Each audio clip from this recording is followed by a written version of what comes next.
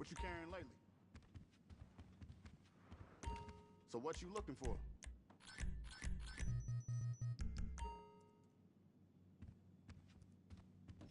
Keep your eyes open.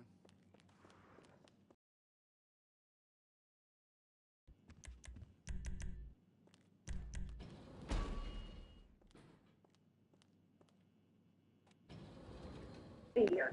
So Musk will now get back to building cars and maybe keep Doge as more of a side hustle. Well, as we continue going forward, I think we'll apply the remainder of the president's term. Just make sure that the waste and fraud that we stop does not come roaring back.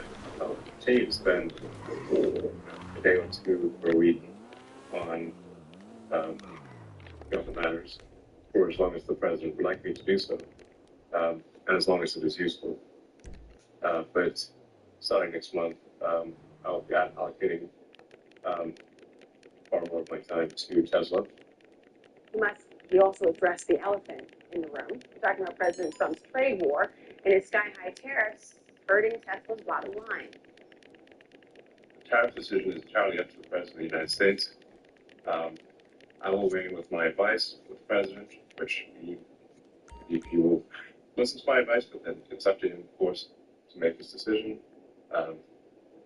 I've been on the record many times saying that I believe lower tariffs are generally a good idea for prosperity. I'll continue to advocate for lower tariffs rather than higher tariffs, but that's all I can do. Now, even though today brought bad news for Tesla, it was a good day for the markets. All three major indexes ripped more than 2.5%. Why? Well, word got around that Trump's Treasury Secretary, Scott Bessent, told investors behind closed doors he thinks the trade war between China and the U.S. is unsustainable. It's to de-escalate too. Now, the White House, they're teasing a deal. There have now been 18 proposals in more than 100 countries around the world who are wanting to make a deal with the United States of America. And the president and the administration are setting the stage for a deal with China. So we feel everyone involved wants to see a trade deal happen. And what does that trade deal with China look like? Setting the stage for a deal with China. What does that mean? Has the president spoken directly with Xi? I don't have anything to say now on the direct talk between the president and President Xi, but we will continue to keep you updated. Oh. Does that mean the stage is still dark? The curtain hasn't even been raised? I mean, the president himself got asked about more specifics. Are negotiations actively underway? And do you agree with Secretary Bessent, who has suggested that the current standoff with China is not sustainable? We're doing fine with China. We're doing fine with almost every country. Are you going to play hardball with them? I'm not going to say, I'm going to play hardball with China. I'm going to play hardball with you, President Xi. No. We're going to be very nice. They're going to be very nice. And we'll see what happens. So, no confirmation about where negotiations stand. Just talk about the niceties, the future. You know, it is a major tone shift from this normal tough-on-China talk. It's also a lot different about Federal Reserve Chairman Jerome Powell after publicly attacking him for weeks. I have no intention of firing him. I would like to see him be a little more active in terms of his idea to lower interest rates. This is a perfect time to lower interest rates. If he doesn't, is it the end? No, it's not. But it would be good timing. Life had changed just a few days ago, right? When Trump was saying Powell's termination cannot come fast enough. Well, one high-profile stock trader said the Trump administration's narrative shift comes down to one thing: the flashing red lights about the economy. It's almost like a bipolar person who took their medication. Everybody came out with a completely different message today. The president did it, Elon Musk did it, and Bessent did it. They're suddenly listening to everything that's been said, and they are pivoting. I want to bring in Kara Swisher, senior contributor and host of the podcast Plural on and Civic. Kara, this is my friend. I'm going to start with Musk saying that he'll be back, putting back in Doge to spend more time at Tesla after dropping profits. What do you think is the reason? Did he finally realize maybe how much trouble this has caused his company?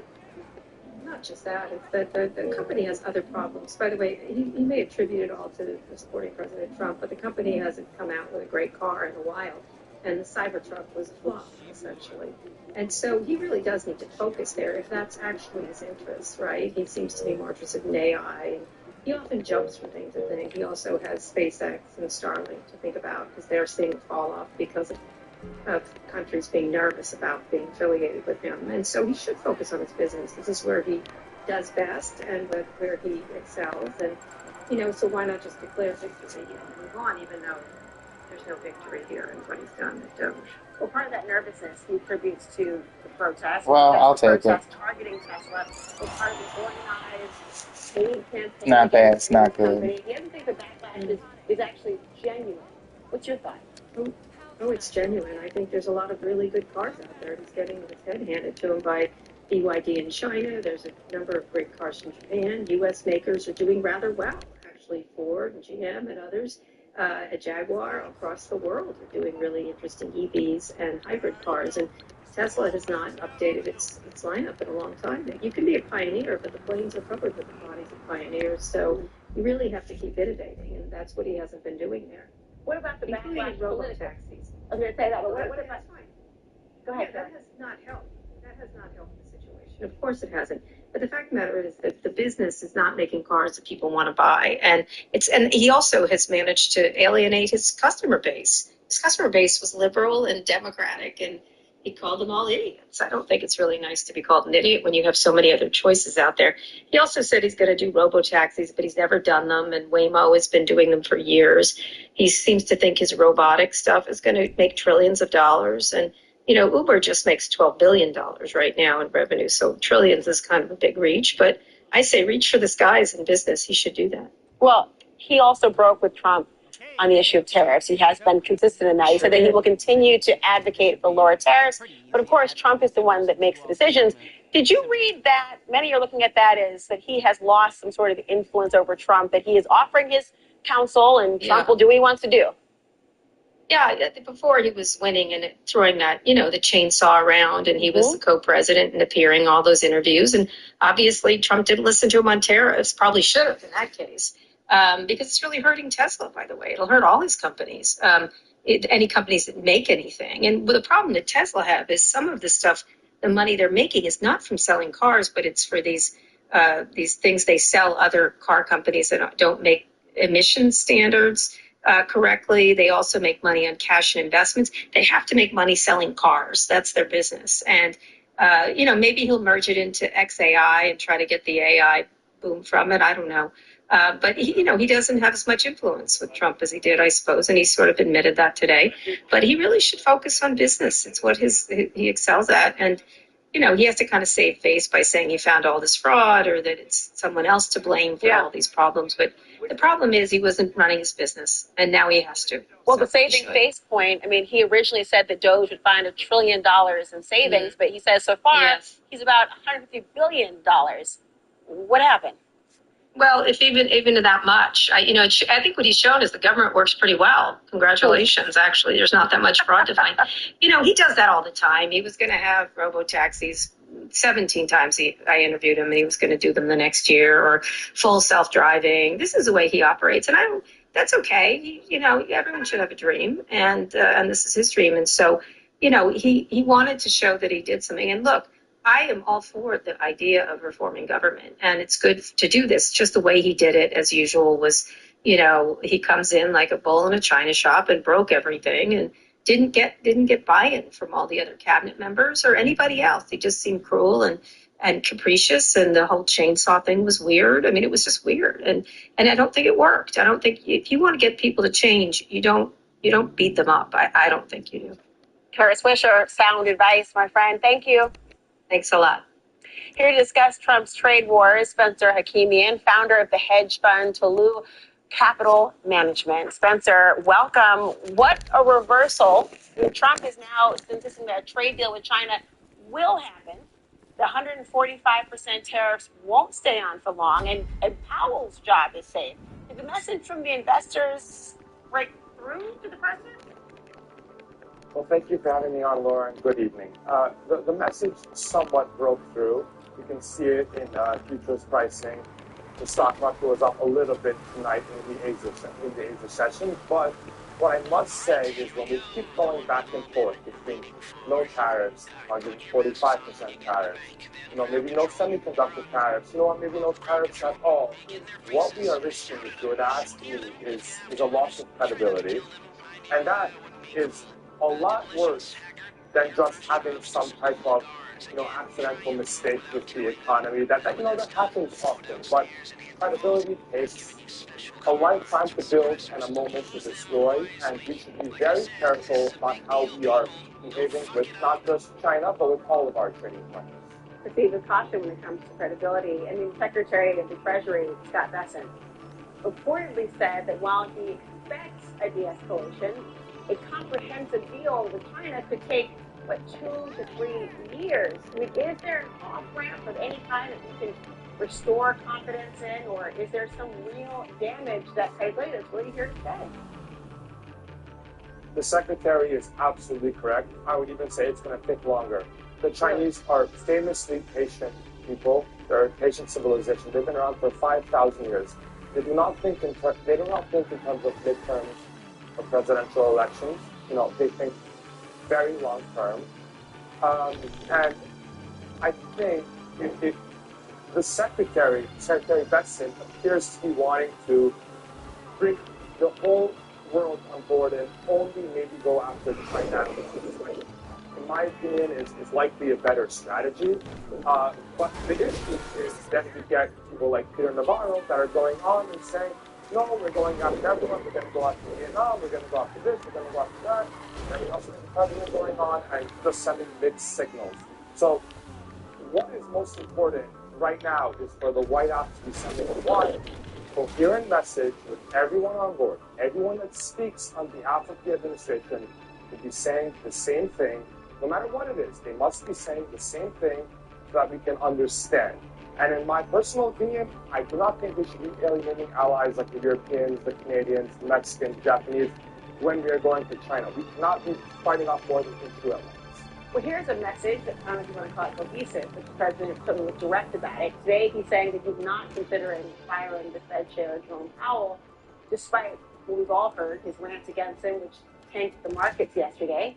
He blamed the press, though, for, quote, running away with things and that he never had any intention of firing Jerome Powell.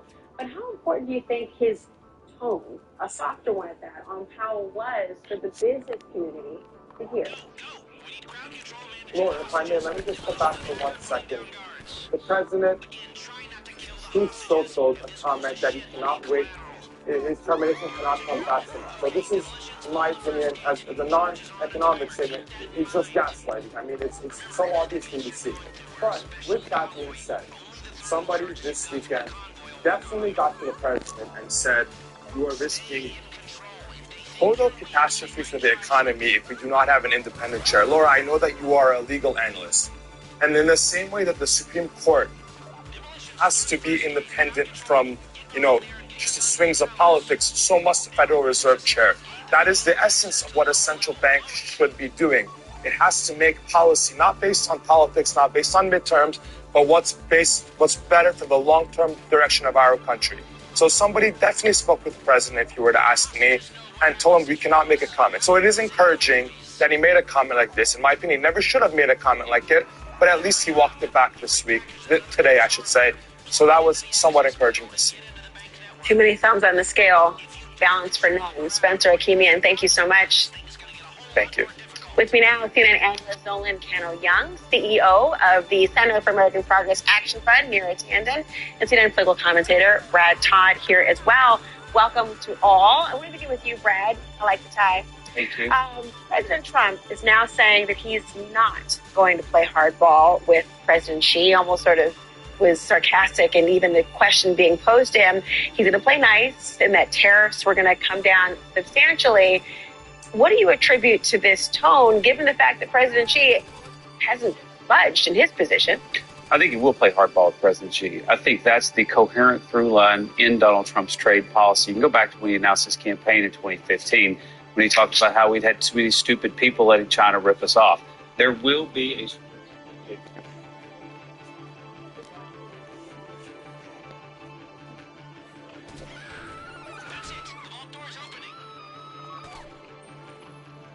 What are you doing? Oh.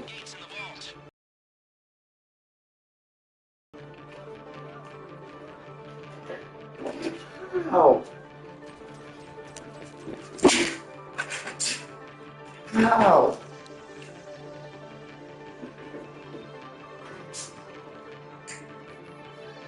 What are you even saying up there?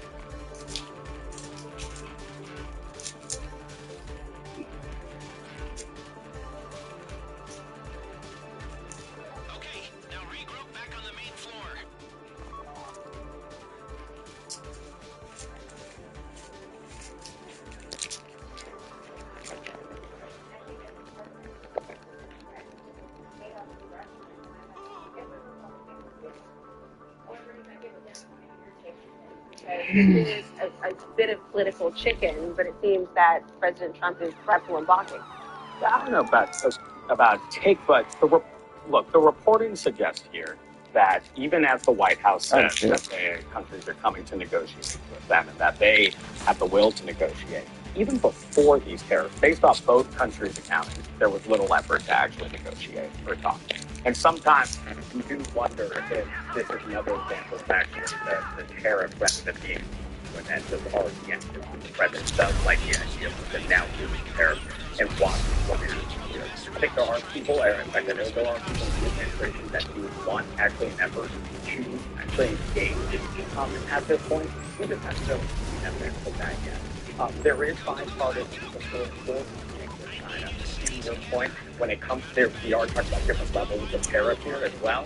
And also, we have to do that. At each time we've seen a challenge of tariffs, we've seen China retaliate just as much, even though we have a message from the administration to not retaliate. So at this point, reporting, we're just watching for any evidence beyond just a threat of tariff or of retaliation escalating. Like, if we actually see any evidence. So it's very hard. I know you mentioned the idea of Democrats and Republicans being criticized for their outcomes against tariffs, but what about the idea of Elon Musk leaving essentially Philly to return to his business, Tesla and beyond? Is that considered for you a win for Democrats, neutral for Republicans? How do you see that? He's always a special government employee. You're limited in how long you serve. Talks about now. I think it sounds like he waited before that clock, though. Pretty close. It's pretty close. He's also saying he's going to continue to have a role about the president's advice. I think Americans elected Donald Trump to be a disruptor. They knew Elon Musk was part of the package, and they have disrupted things, and they have kickstarted a whole new round of savings. So this new Congress is now they're going to be sending a resistance package. They're north of a resistance package. I think Democrats want to die on the hill of spending, a bunch of spending, waste, and fraud, and abuse. I was for that election.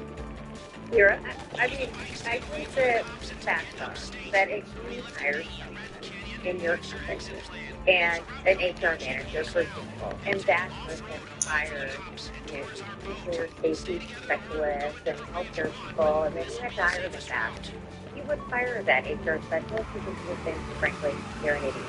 And so I think this argument that Democrats don't like government, of course we do. What we don't like is a person who takes a wrecking ball to agencies he doesn't understand, and then who actually hires people back after all these disruptions, is not saving government very much money, and it's actually, I think, this is another climb down. So politically, if he's out of the picture, is that better for Democrats? Is it better for the arguments in favor of monitoring the waste or abuse? I actually think it's better for the American people. Whether it's better for Democrats or better for Republicans, I can't tell you. I just think having someone who knows nothing about the government, who is a wrecking ball, and then basically firing 300 people and creating a lot of chaos. Or you can't possibly like Minister of the City trying to help Donald Trump subway cause abuse because they want to keep it. That's not true. There was a bipartisan. What? There's a bipartisan that a bipartisan group. I would apologize. That's the way of the special government employees then. I love the air quotes. You don't believe it at all. Well, the White House has said that they expect those. So even if he's there officially, in top White House people have said that they're going to talk to them, take advice from them. I mean, this is somebody that raised a record amount of money for the president. He is somebody that has been sort of immune to what the president wanted to do by the federal bureaucracy. I don't detach it from Elon Musk, even if, there's an official separation here. So we should talk about not just who's wanted, but how it works. What Democrats talk about, Republicans talk about, but also the work of Doge, because I do think that work is going to continue. Well, the work is not only the fraud and abuse, but it's also the idea of efficiency, for instance, the government, how it's working bureaucratically. And that I turn to the Pentagon, which is some reports say is chaos under the That's Secretary of Defense, obviously. He is accusing the 3 fired Pentagon employees of leaking. Then in the same breath, he's saying, well, you know what? So one leaker, always a leaker, often a leaker. And so we look for leakers because we take it very seriously. And we will do the investigation, and if those people are exonerated, fantastic. Double speak? I mean, it's not like a reversible scapegoat or a reversible investigation. I see that. Well, I think that obviously it was disruptive most. And a lot of people were after the Pentagon came to their positions in the Obama era. And do you want they're them not. to Well, I think after 6 years, most of which was people who were appointed by the Obama Biden team, perhaps you have to clean out some of the dead wood. I think that's what he was put there to do. And I think as long as he's doing that with the structure, I think Steve Heck says this on social media. He needs to also tell us he's promoting a clean hiring and practicing his job to replace people. As long as he's improving things at the Pentagon, and that's he's a great thing. But that's the issue. They're saying he's not just improving it, and also well, the leakers. The lawyer who says he's alleged leaker denies his number 1. But number 2, the signal in and of itself has been the albatross around his neck. That's part of the issue, but not the idea of who he's not showing to promote. Look, his top Pentagon spokesperson, he was not fired. He left because of the chaos. The Republicans left the president. Talks about how great the president is. That he's a chaos monster and a disaster over there. And I think it's the greatest human event in American history. So the disaster at the Pentagon, destruction, and honestly, the real problem there is it's a so constant of what he texts about this stuff. If he like information. What you doing, Gumbo? Huh? What you doing, Gumbo? And the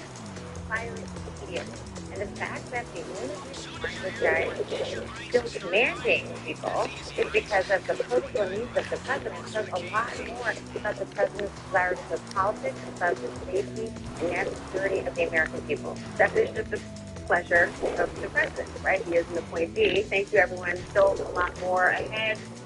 What would you do type scenario inside the president? That's what 3 career prosecutors say they were told they can keep their jobs and get their jobs back if they apologize for their roles in their case. What they decide to do, we'll tell you next. And later, the shock resignation at 60 Minutes, the program's longtime executive says he's stepping down. His explanation has everyone asking, is Trump just get exactly what he wants?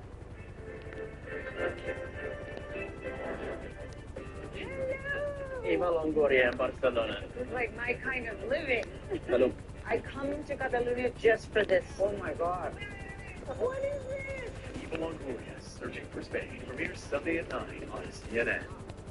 For today's discerning traveler, it's not just about visiting new places.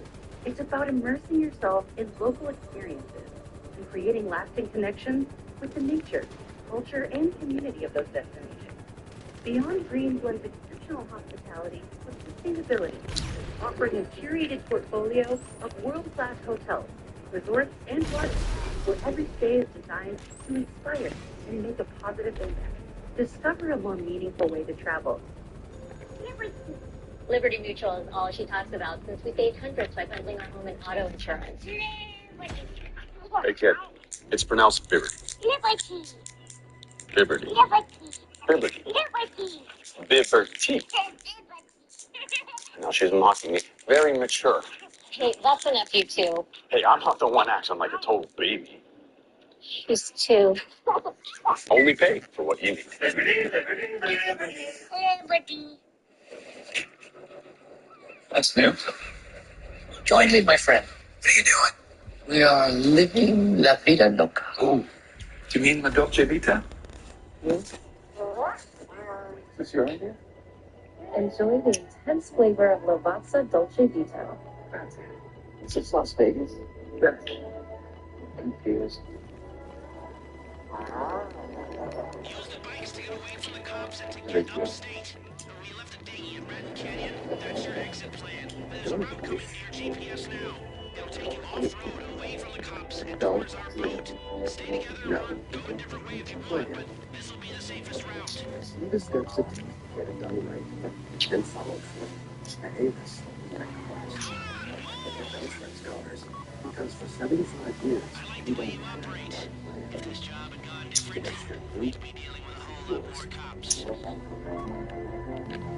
If you're 55 and up, T-Mobile has plans built just for you. 2 lines of unlimited for just $30 a line. That's a 45% savings compared to Verizon and AT&T. It's not just the savings that are great with our T-Mobile plan. It's all this value from all these other things that T-Mobile offers. Switch today and get 2 free 5G phones, like the Motorola Edge with turbo power charging that gives you power for the day in just 15 minutes, and 2 lines of unlimited for just $30 a line. T-Mobile has been such a savings for us. We love it. So what are you thinking? I'm thinking about our honeymoon. About Africa, safari, swim with hot air balloons, lions growling and giraffes that come in through your window. Can we afford a safari? Great question. Like everything, takes a little planning. Or what's money towards down payment? Enough room for a baby? Babies. Baby. Let's take a look at those scenarios. JP Morgan Wealth Management has advisors in Chase branches and tools like Wealth Plan to help keep you on track. When you're planning for it all, the answer is JP Morgan Wealth Management. Power Crunch. Incredibly light cooked crunch. Packed with bold, delicious flavor. Enriched with Power Crunch protein. To fuel you and your day. Power Crunch. Protein worth craving. $5 duo and DJ step up to the plate and have it your way. Can't do what your face is up to you. Just figure it out. They hit the drive-thru. Have it your way. You know what I'm saying? It's a different kind of loneliness. It's a good piece of that book. I always hated losing.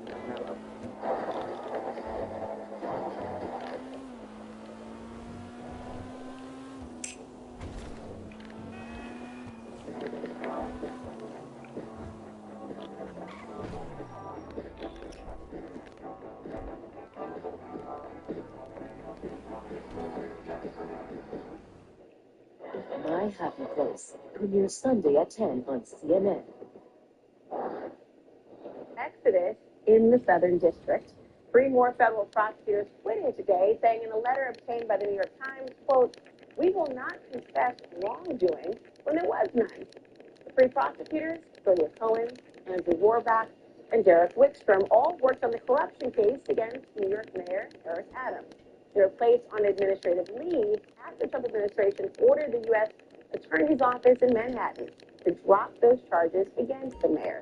And they say Deputy Attorney General Todd Blanche set a condition for their return, to admit they did something wrong when refusing to drop those charges.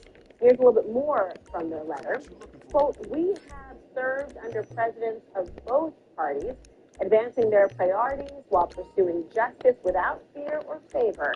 Now, the department has decided that obedience supersedes all else, requiring us to abdicate our legal and ethical obligations in favor of direction from Washington. That is wrong." As of today, 11 federal prosecutors have stepped down over the administration's decision to dismiss the case against Mayor Adams. Joining me now is one of those people, former federal prosecutor Ryan Croswell. Ryan, thank you for joining me this evening. I mean, these prosecutors are saying that the Deputy AG, Todd Blanche, said that they could have their jobs back if, and it's a big if they admitted to wrongdoing. First of all, what's your impression of that? And what kind of admission was he looking for, do you think? Laura, thanks for having me back. My immediate impression, reaction was I can't understand why he did this. He could have quietly offered their job back or just fired them, but he had to know these prosecutors were not going to do this. I think he could ask every AUSA in that office, and they refused to do it because it's wrong, and he knows it's wrong. And I just don't know why they would want more egg on their face over this.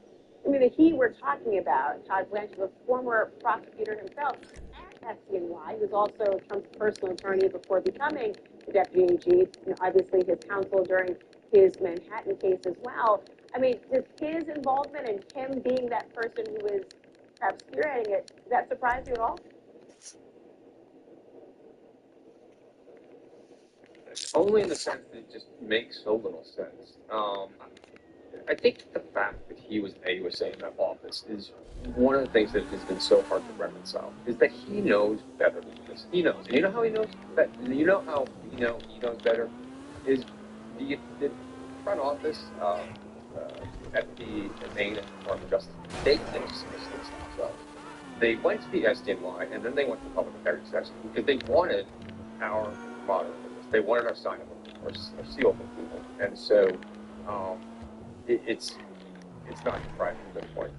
Of course, when you say that, it wasn't withholding your agreement or consent. They wanted your name instead of theirs, it seems. You're suggesting, and Ryan, in your own letter, when you resigned, you talked about how they talked about your more subordinate position, the idea that those who signed on might be rewarded somehow in the position of leadership. Tell me about how this compares to the experience of FDNY and your own. I just, Eric Adams may be willing to accept a quid pro quo, but 99% of federal prosecutors and, in our section, it was coercion. It's just the irony of the fact that this Eric Adams case was a case where a grand jury found probable cause that he engaged in quid pro quo. And since then, it's been the leadership of the DOJ trying to extort prosecutors to dismiss this case. And at the cost now of 11 dedicated federal prosecutors who were protected here. Of course, Mayor Adams. So I think it's very similar. Yeah, Mayor Adams, of course, he says there was no quid pro quo, but Judge Dale Ho, as you know, dismissed the Adams charges at the request of DOJ. They, of course, wanted it to be without prejudice, meaning that they would be able to bring it back if they wanted to. He had a different take. And in his ruling, he criticized the department, saying, quote, everything here smacks of a bargain. Dismissal of the indictment in exchange for immigration policy concessions. So, why do you think the Justice Department is being so aggressive on... Oh, damn.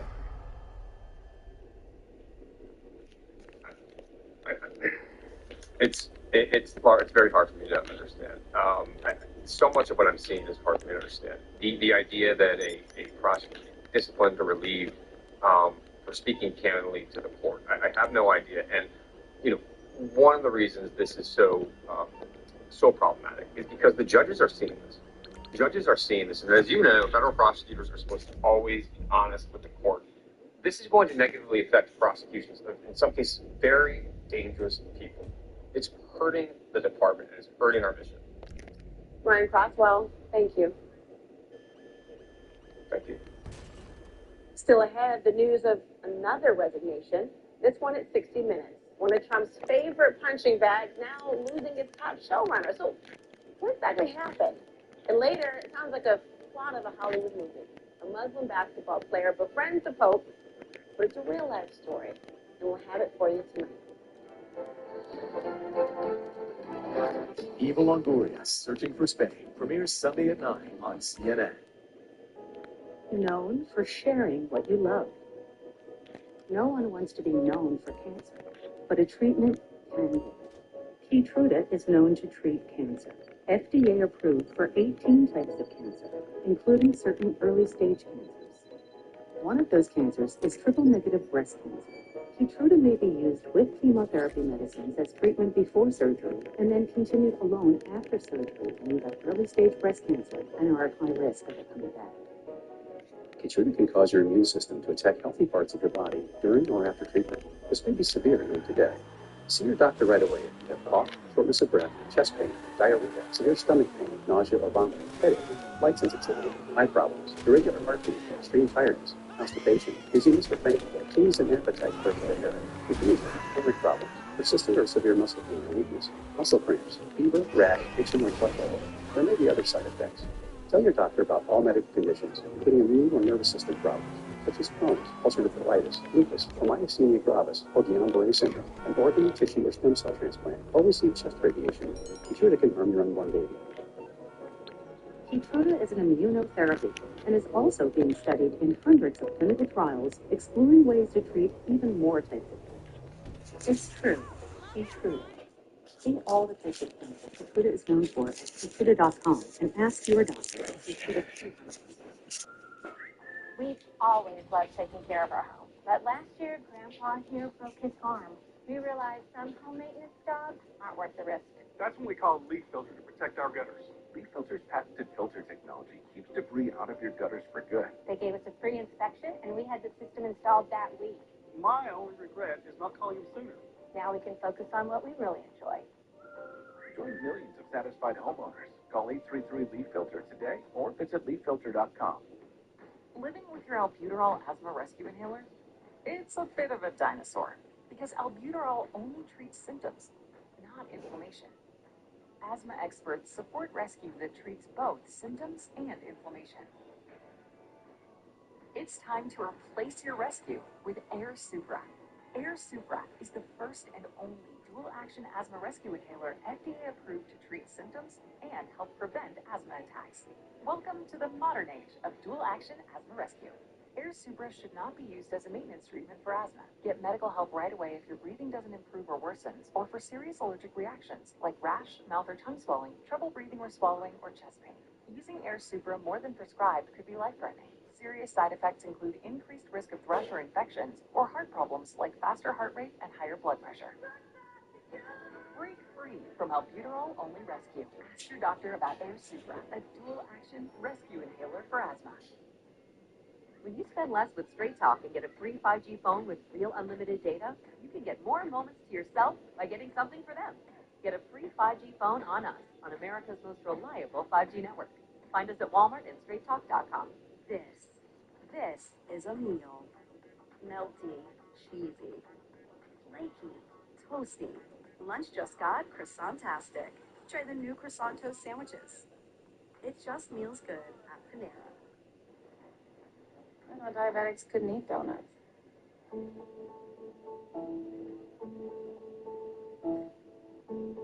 Not making much progress, are we? Check your sugars yet? This post is giving me diabetes. Give it to yourself.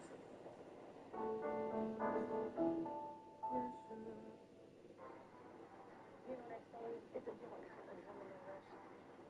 This is the peak of that book. I've always hated losing more than I love winning.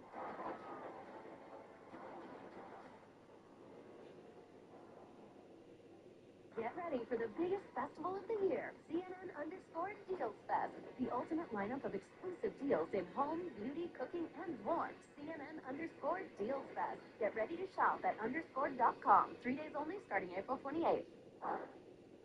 Well, the head of 60 Minutes is out. Executive producer Bill Owens told his staff, quote, "I'm stepping aside so the show can move forward."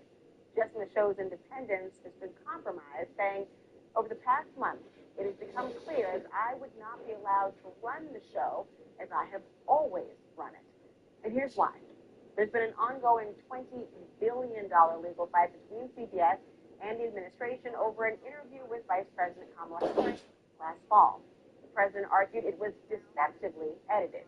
And fast forward, now that the parent company of CBS, Paramount Global, wants to merge with Skydance Media.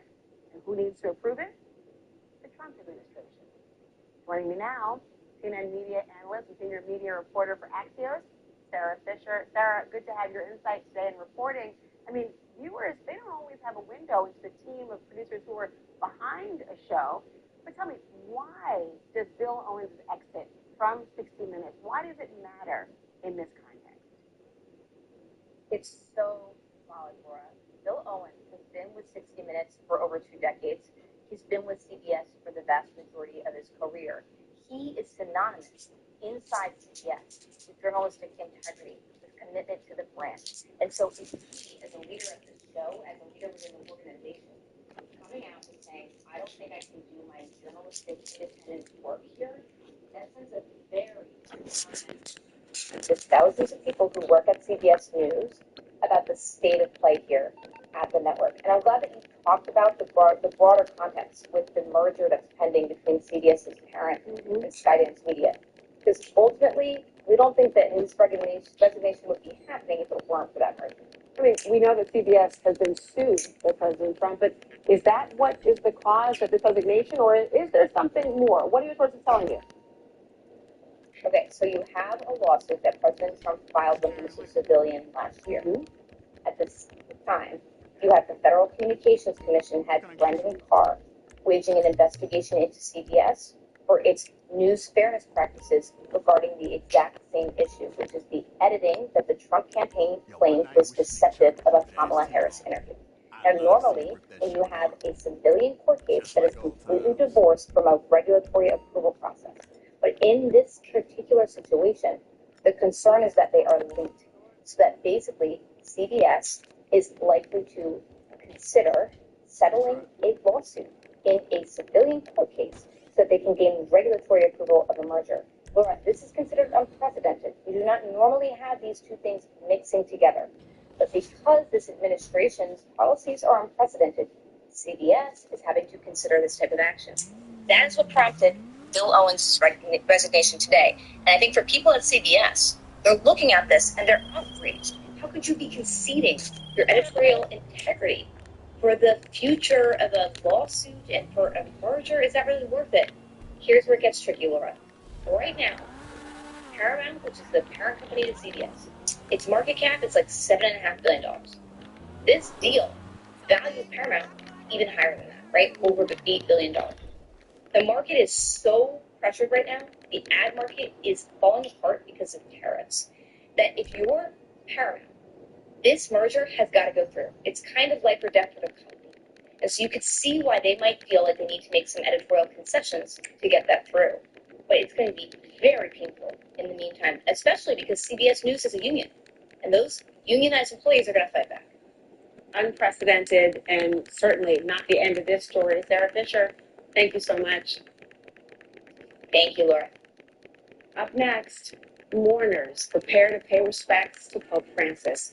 His body is said to be moved to St. Peter's Basilica in just 3 hours from now. And tonight we have a special tribute to the Pope. It's the story behind this handshake.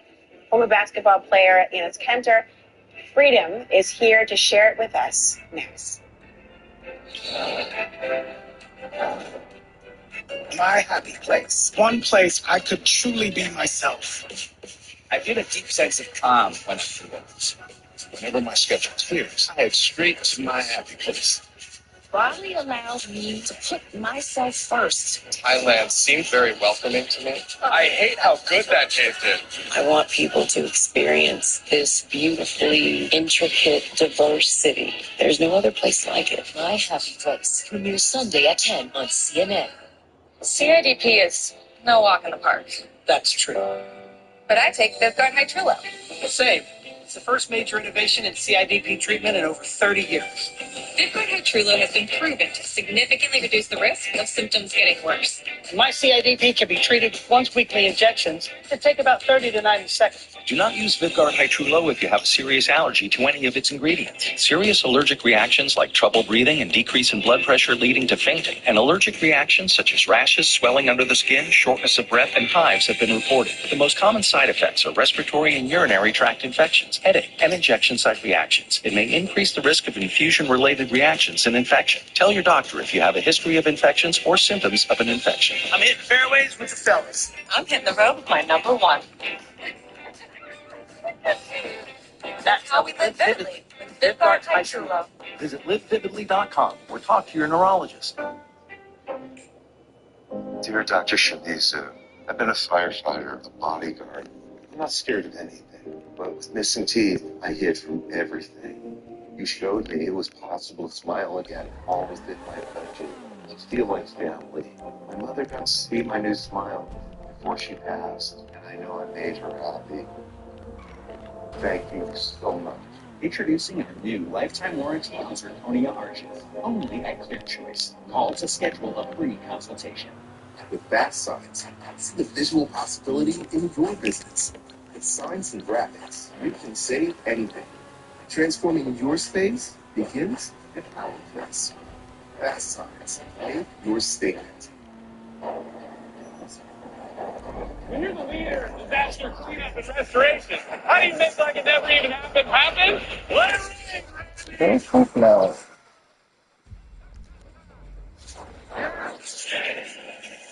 I'm being prepared for anything.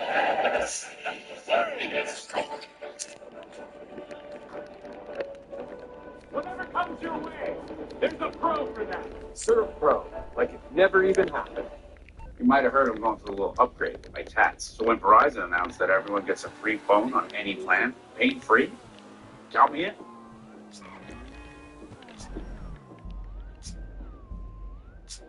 Try and beat it. I'll give you a sec. The time has come. Freyday's coming. Wayfair's biggest sale of the year is back. Starting April 26th, get excited to get up to 80% off at Wayfair. Oh, yes. Plus, we're free shipping on everything. Surprise deals. Always wrong. Payday starts April 26th, so mark your calendar and start building your card. Wayfair, every style, every home. Sail through the heart of historic cities and unforgettable scenery with Viking. Unpack once and get closer to iconic landmarks, local life, and cultural treasures. Because when you experience Europe on a Viking longship, you'll spend less time getting there and more time being there. Viking, exploring the world in comfort. With GoodRx, my family saves hundreds of dollars each month. I have insurance, but I still use GoodRx because it's still cheaper than going through my insurance. I tell everyone, just check GoodRx. Sheldon, we think you might be overreacting to our ads for no-shells pistachios. Ditch the shells? Okay, strip. What? You ditch your shells. Okay, yeah, that's No, fine. guys, I take it back. You want the show? No, you got the show. This is CNN, world's news network. Well, here's an unlikely duo, a Muslim former NBA player and the head of the Roman Catholic Church. May seem hard to believe, but for former Celtic center Enes Kanter Freedom, meeting Pope Francis was a dream come true. The two forged a bond held together by a love of sports and the hope of bringing people together from all walks of life, no matter the faith they belong to. That's why Enes Freedom started a multi-faith children's basketball camp in the Pope's own backyard. Shortly after the Pope's passing on Monday, Freedom posted on X, quote, Pope Francis was more than a global spiritual leader. He was a man of deep compassion, humility, and humanity. His kindness crossed all boundaries of faith. The world has become a rare soul. Well, former NBA player and human rights activist Enes Kanter Freedom joins me now. Enes, welcome. And I wonder, why was it your dream to meet the Pope? And can you tell us what it felt like to realize that dream? Every time I see that video, actually still puts a smile on my face. I visited him around 2022, right before the Christmas, and I remember, I was about to shake his hand. He actually told me to get up. I was very confused. I was like, I got up, and his translator said, "You are probably one of the tallest person that ever visited the Pope." He actually asked me in that video, as you see, he's like, "Are you 2 meters?" I was like, "No, I'm way over 2 meters." But I think his message, since actually I was a little kid, obviously from social media, I was following him, and his message since 2013 really inspired me and touched my heart. And I had this wild and amazing idea where I'm going to go to Vatican, have a conversation with him, and right after that, I'm going to organize this beautiful basketball camp for kids from all walks of life. So we brought Christians, Muslims, Jewish kids, and we all came together and we played basketball. And obviously, sport has an amazing message to bring people together. So, and I put these Muslim kids in the same team with Jewish kids and the same team with Christian kids. You know, first they were hesitant because how our world is so divided, but then you know, it's a team sport, so they were passing the ball each other, they were high-fiving. At the end of the basketball camp, they were following each other on Instagram, they were sharing their phone numbers. You know, it was definitely such a beautiful moment for me. It sounds like it's a Hollywood film thinking about that. But yet, I mean, sports is the great unifier, but obviously it was deeper than that. It was about the idea of the connection. And your connection that you had with the Pope was really unlike anything many people have ever seen. And have you ever, was it him in particular? What was it about him in particular that made that connection so strong? You know, when I visited him twice and I attended his audience, but I think the one thing really, really inspired me how humble he was. You know, he wasn't going around with his, private jets or Mercedes. He was going around with golf cars and just like a normal cars. I was like, is this really the Pope? What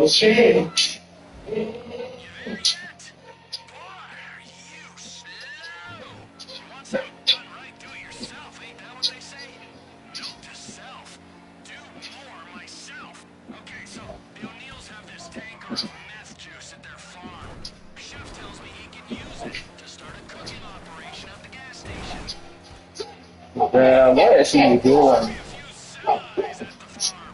Man, because I was on him what she be doing. Fancy stuff. No, he was definitely the symbol of me being a humble person. He was the symbol of unity. And obviously, unfortunately, our world is so divided, and he was the one person that always talks about the unity. It doesn't matter your background, your skin color, or whoever you are. We only have one world to live, so we need to make this world better together. And so he was the symbol of hope. And obviously, after I visited many of my teammates texted me, like, I thought you were Muslim. I was like, yes, I am Muslim, but you can still be inspired by a religious world leader like the Pope. So he inspired me, and I'm sure he inspired not only one football Christians around the world, but many millions of Muslims too. So powerful to think about that. And yet you also having that interaction, although you were much taller than him, you were essentially face to face. And I'm wondering, we always saw that smile on the Pope's face. Was he funny? How did it make you feel? It was actually very funny. So I was put a straight face, and I was trying to be really serious. And then he came out with a warm smile, and I was like, should I smile? Should I just keep this straight face? But he made me feel so comfortable. And what was so beautiful, at the end of our conversation, he said, you pray for me, I pray for you. I was like, who am I? I was like, who am I to pray for you? You're the Pope.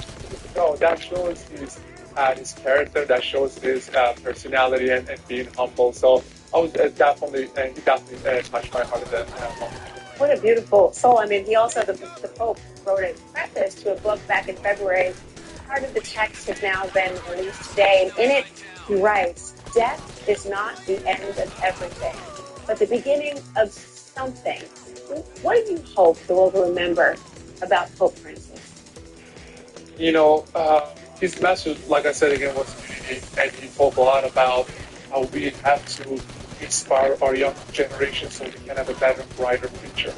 And I think every time, 2 times I was in his audience and he talked about, what can we do to bring people together, like as a team, And obviously, I don't know if our audience knows, but he is a huge sports fan. He follows soccer very closely, obviously, being from Argentina. He was a big Lionel Messi fan.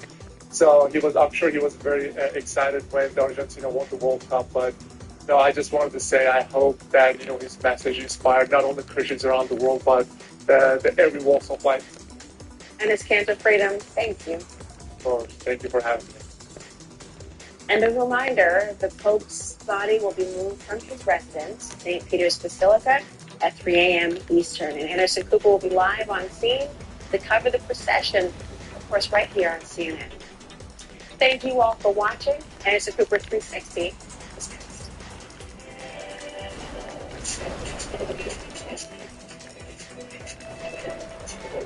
What? Numbers choose Sleep Number Smart Bed? I need help with their sauce. Sleep Number does that. Thank you. Smart beds now start at $849. Shop a Sleep Number store near you. You're a joy. The overwhelming relief after Miralax helps you go. Miralax works naturally with the water in your body, putting you in a supernaturally good mood. Miralax, free your gut to free your mood. You know what? We're proud to say we have millions of satisfied customers. Hey, there's one right now. And another. Leaf filter stops needles, acorns, leaves, and more. No louvers, no openings, nowhere for debris to get in at all. And guess what, Fred, like that? It's only natural to have fans. Apparently a lot of fans. Apparently a whole lot of fans. Call 833-LEAF FILTER or visit leaffilter.com. I don't really like committing to things. I'm scared. But when Verizon announced that I could lock in a low price for 3 years, I mean, yeah, that's what I'm talking about. Can you hear me now?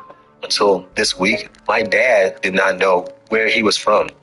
It means the world to share the ancestry of my dad or Nigeria. That's where it all started. So they've broken it down by regions, by journeys, and by parent. I can commit this is deep. This is my way of saying thank you to him. When your goals lead to questions, your JP Morgan advisor can help you plan for it all and provide advice to help you stay on track. When you've got goals in mind, the answer is JP Morgan Wealth Management. At Avis, we rent cars, unlike anyone else rents cars. Because for 75 years, we've only had one plan. To make sure you keep yours. Sometimes you just need a moment. Self-care has never been this easy. Gummy vitamins from Nature Made, the #1 pharmacist-recommended vitamin and supplement brand. She's really getting up there. Yeah, she is. Don't feel your age. Act your age. Ask for things. The thing about work, it's always changing. But with the right perspective, what seems confusing or just out of reach can suddenly fall into place. If it's a work thing, it's a Sherm thing. Sure. On a distant world, you faced the enemy. And all the while, you were vacuuming. Audible. There's more to imagine when you listen. This isn't just a box of Plan B. It's a safe and effective way to take control of my body, my future. A backup plan that helps prevent pregnancy before it starts. By temporarily delaying ovulation. This isn't just a box of Plan B. It's proof that I've got this. Recruitment shadow force came with one rule. No one leaves. And we need help. We can burn his ass down. Hell yeah. Shadow force, Cedar. Only News May 9th. Being on that stage, it's a different type of adrenaline rush. This is the peak of women's basketball. I've always hated losing more than I love winning.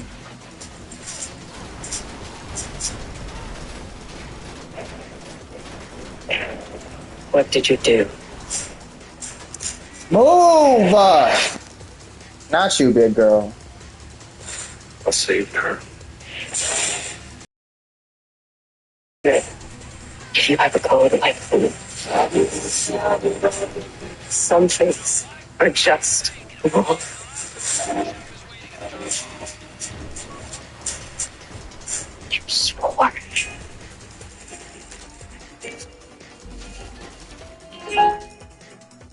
This next unit brought to you by Rue La La. Iconic brands up to 70%.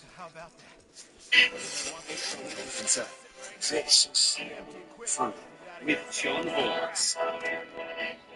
The body of Pope Francis will soon be lying in state at St. Peter's Basilica, and for the next 3 days, the faithful will have a chance to pay their respects to a pontiff often called the People's Pope.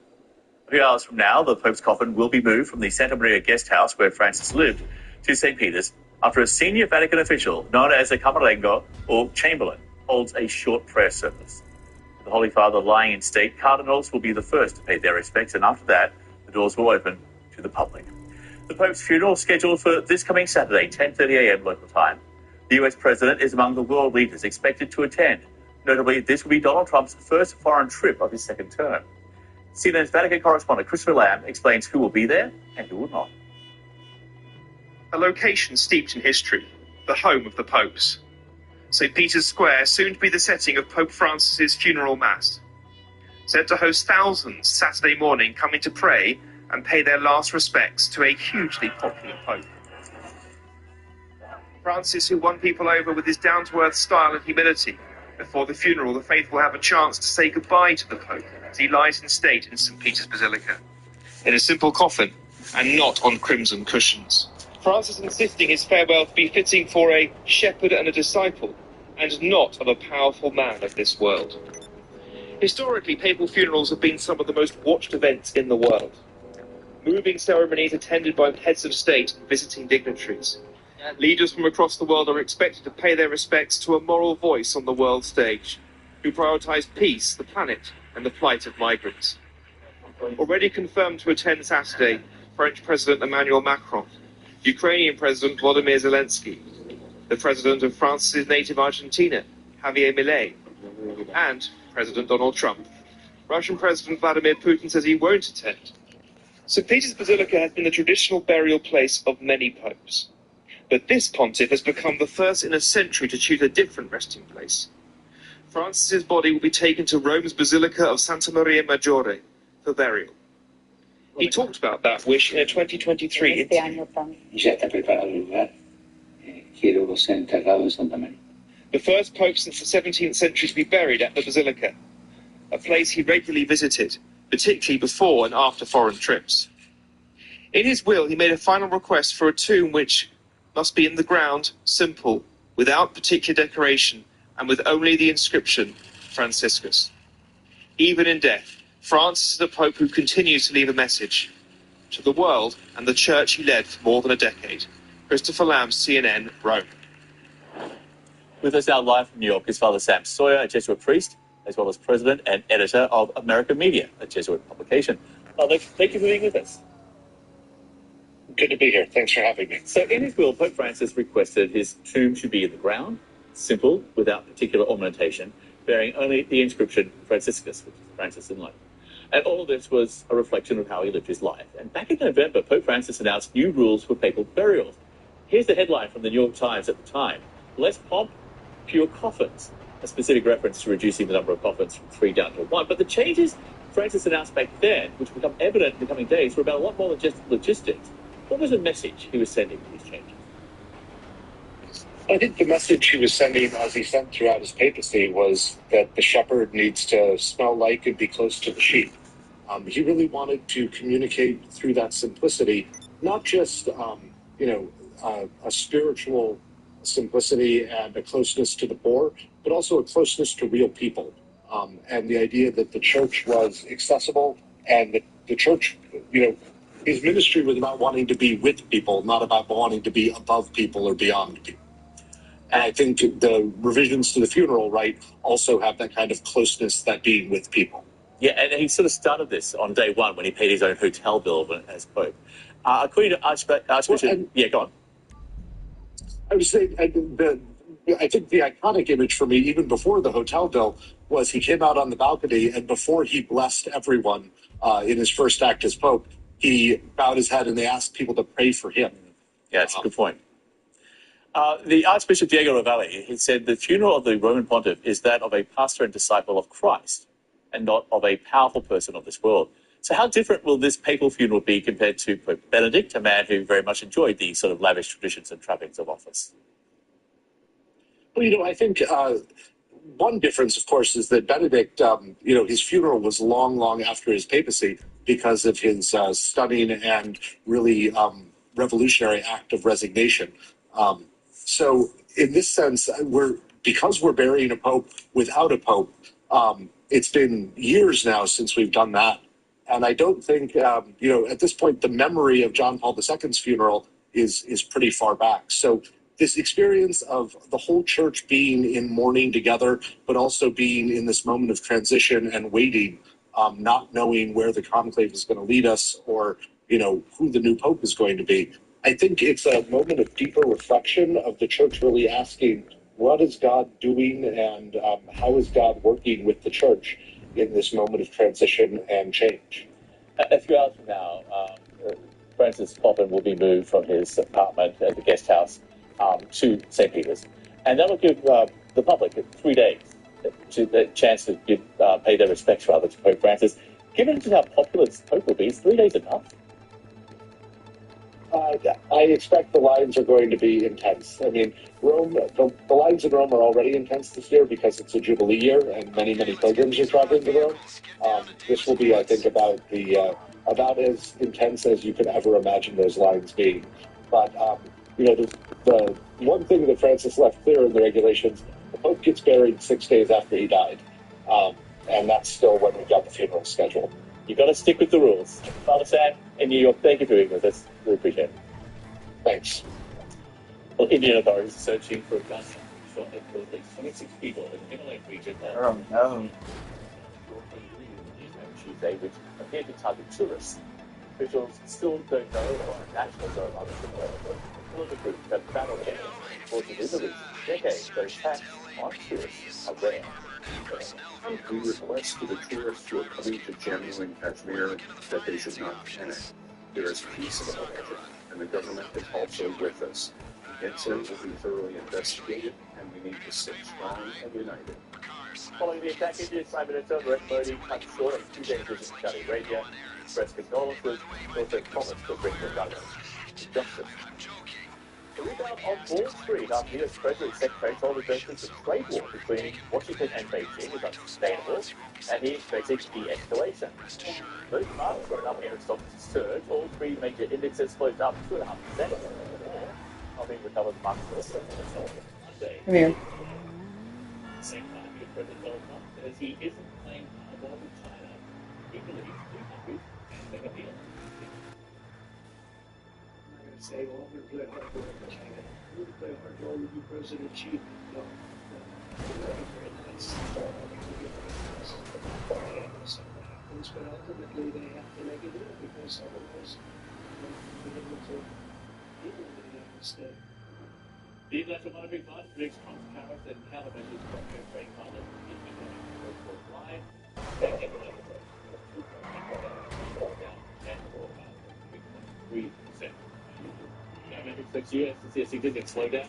Its growth forecast for the year is now 1.8%, down nearly 1 percentage point from January. Let's go live to Beijing. CNN's Stephen Chang is standing by. So how does China feel about this very nice not playing hardball deal that Donald Trump is out talking about? Yeah, John, they haven't responded just yet, but from their perspective, I think many people, both inside and the outside the Chinese government, would probably agree that without having to do anything, Beijing already seemed to have the upper hand here because in stark contrast to all these flip-flops and twists and turns from Washington, the Chinese have been consistently standing their ground, saying they would fight this trade war to the end, while not completely shutting the door for potential talks. They have been emphasizing they would not negotiate under any threats or pressure because they have been studying Trump for a long time. The conclusion seems to be that the only language the president speaks and respects is leverage, and the concessions will only invite more pressure. So this contrast is very interesting because I just talked to a deeply connected source a few days ago, and they say they notice sometimes even when Trump sweet talks about China and sweet talks about his relationship with Chinese leadership, he would only then have his cabinet members come out quickly to spew out the same tactics or even hostile views towards Beijing. And this was that given Trump's total control over his people during this administration, that by not publicly projecting these hostile views towards Beijing, that they think the president is actually condoning that runs counter to the three things they want to see from the White House before any trade talks going to happen. And those three things, John, are sincerity, reciprocity, and most importantly, consistency. John. Sincerity. That's what we need. Sincerity. Stephen James, Beijing, thank you. Elon Musk says he plans to scale back on his White House commitments to slash government spending and wants to return to Tesla. That's after a new earnings report showed weak results for the start of the year. First quarter, Tesla total revenue down 9%, with auto revenue down 20%. Adjusted income also tumbled nearly 40%. Musk says he would continue to advise President Trump if he's asked. Starting probably in next month, May, my time allocation to storage will drop significantly. I think I'll continue to spend a day or two per week on government matters for as long as the president would like me to do so, and as long as it is useful. But starting next month, I'll be allocating more of my time to Tesla, and now that the major work of establishing the following government efficiency is done. Swinging the chainsaw with Doge has been largely blamed for a dip in Tesla's profits, distracting Musk from the goal of running a company. Often protests outside showrooms, violent vandalism, Tesla cars and facilities. A lot of blowback. Still to come here on CNN, a university student and recent graduate both arrested, speaking out against the war in Gaza. Democratic lawmakers are bringing attention to their case of Mohammed Khalil and Rabea Monster.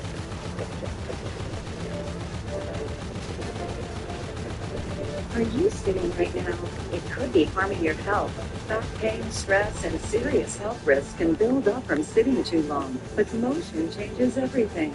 Introducing Ready Rocker with its patented Rock Perfect design that supports your spine as it helps improve posture, relieve back pain, circulation, and What you doing, Gumbo? for your overall well-being, no matter where you are.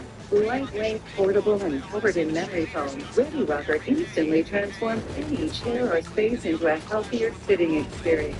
Sitting too long isn't just uncomfortable, it's unhealthy. With Ready Rocker, we make sitting a healthier experience for people of all ages. Including babies to helping with posture, back pain, and stress. We discovered that rocking can truly improve life.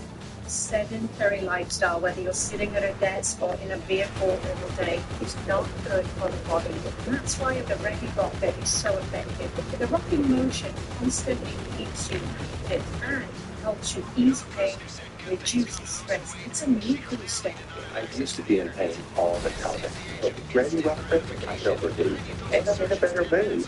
I can literally feel the stress being taken off my joints while rocking. My back stopped hurting, my arthritis felt better. It's just wonderful. Thousands are finding relief with Ready Rocker, and now you can too. For a limited time, you can get Ready Rocker for just 4 easy payments of only $29.99. Call now. And we'll include the smart strap to secure and carry your Ready Rocker. And this protective cover, a $40 value free. Plus, we'll even ship it to you for free. That's incredible value for the low price you see on your screen. So don't delay. Order today. Call 1-800-801-2976 and go to GetReadyRocker.com. That's 1-800-801-2976 and go to GetReadyRocker.com. Call now.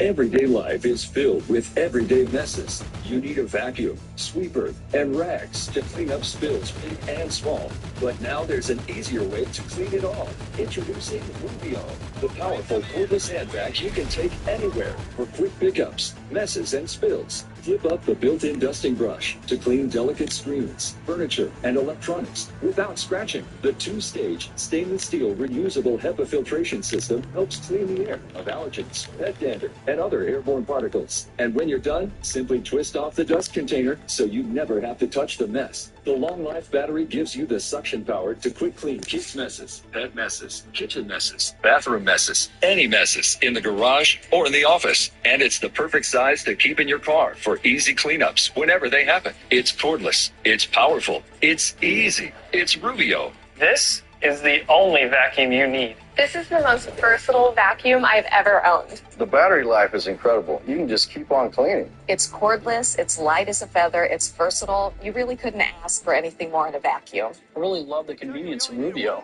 My kids can even grab it and they can clean up their own messes. We use it every day. It's a great fit for our family. Get Rubio with wall charger and crevice tool, plus the portable charging station for just 4 easy payments of $33. And the shipping is free. But there's still more. We'll take off one payment for you when you order now. You get it all. The Rubio cordless vacuum with charger, crevice tool, and charging station. A total value of $185. Yours for only 3 easy payments of $33. And the shipping is free. Don't mess with messes anymore. Get the one that gets the job done. Get Rubio. To order, call 1-800-399-3241. That's 1-800-399-3241 or go online to buyruvio.com.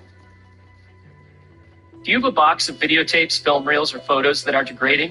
Legacy Box professionally converts them to DVDs, thumb drive, or the cloud. Legacy Box is simple and safe, with over 1 million satisfied customers.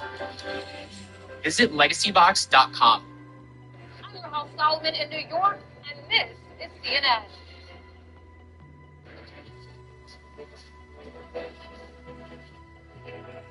Congressional Democrats have made a high-profile trip to meet with the Columbia graduate and Tufts University student detained by the Trump administration after speaking out against the war in Gaza. Mohammed Khalil and Rumeysa Ozturk, both legal U.S. residents, are facing deportation. The White House accusing them without evidence of being terrorist sympathizers supporting Hamas, though neither is charged with any crime.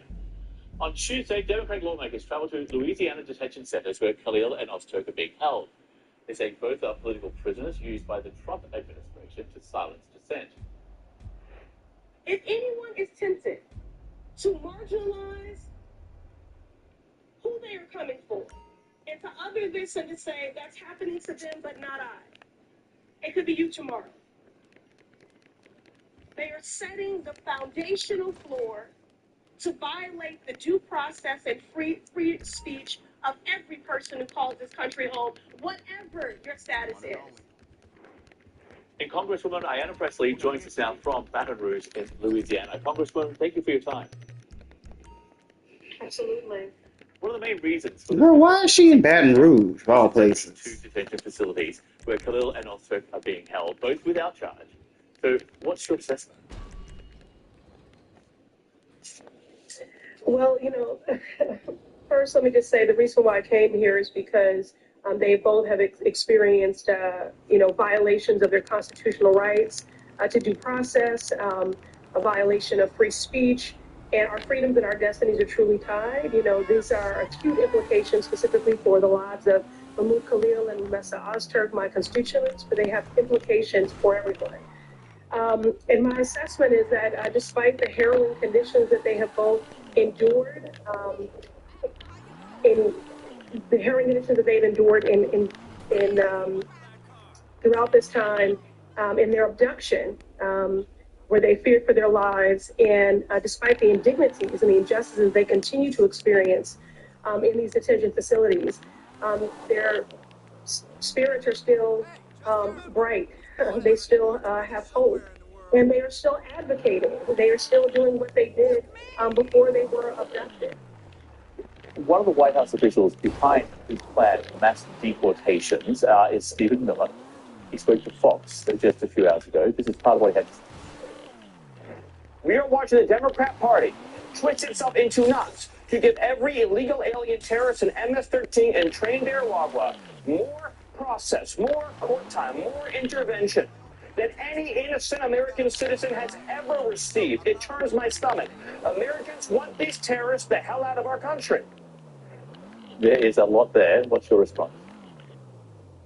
My response is that they have not been convicted of any crime. They have simply been disappeared from their communities, separated from their families. Mahmoud Khalil, his firstborn child, his son was born yesterday. He was not there for the birth of his son. He is someone who has been fighting for equality and for the freedoms for everyone. Rumeysa Ozturk was making incredible and important contributions as a PhD student at Tufts University. And she was abducted, convicted of no crime. All she did was co-author an op-ed centering the humanity and the dignity of all people. And they have been kidnapped. They are political prisoners. And they are now being warehoused where they are experiencing medical neglect, sleep deprivation, inadequate meals. The trauma and the fear is palpable. This is chilling. It is harrowing. And of course, that is the point. The cruelty is the point. And they mean to stoke fear in all of us so that people will stop living their lives, stop exercising their constitutional rights to free speech. You know, one of the things I was most struck by is Mahmoud said that he lived in Syria under Assad, and he knows what it is to live under authoritarian regime. And this is it. Donald Trump is a dictator, and the only way to meet a dictator is with compliance. And that's why we would conduct oversight to shine a light on this. Yeah, and Congressman Jim McGovern was also a part of the delegation. This is what he had to say after the visit. We're not in El Salvador. We're not in Russia. We're not in China. We're in the United States of America.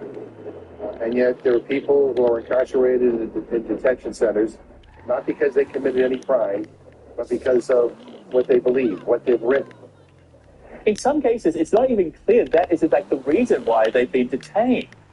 In many cases, it seems they're just the low-hanging fruit, the easy ones to intimidate, and that then begs the question, who's next on this list? Where does it go from here? These have implications for everyone. People of conscience should be very alarmed. This is really about the due process. And now, where they're being warehoused, we see a violation of their human rights. And again, what I was most struck by is that they still had hope. They still had a smile on their face despite the harrowing experiences that they endured during their abduction, and now the indignities that they continue to experience in these detention facilities in Basile and in Gina, respectively. Some of the worst conditions, in our for-profit prison system. In terms of the right to due process, we heard from President Trump on that day on who will be given that right and who will not. Here he is. I hope we get cooperation from the courts because, we have thousands of people that are ready to go out, and you can't have a trial for all of these people. Instead of seeing the Constitution as the bedrock of American democracy, does this administration look at it as an obstacle for their agenda, something they have to work around? Well, clearly.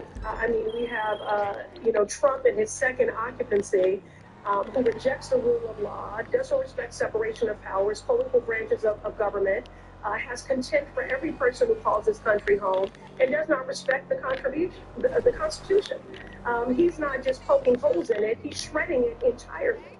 And so I'm not surprised by his reaction, but again, we have to stand up and reject this dystopian, lawless view for this country that Donald Trump has. We have to reject it at every single turn, and that's why we went there today to conduct congressional oversight, to hear from Mahmoud and Rumeysa directly so that we can carry their stories in our heart and that of every person that we met today. Democratic Congresswoman Diana Presley, thank you so much for your time and joining us here on CNN. Thank you. Still to come, doubling down, defiant and denial. The U.S. Defense Secretary, Pete Hegseth, again claims he did nothing wrong in a second single-group chat, but the turmoil at the Pentagon might not end there.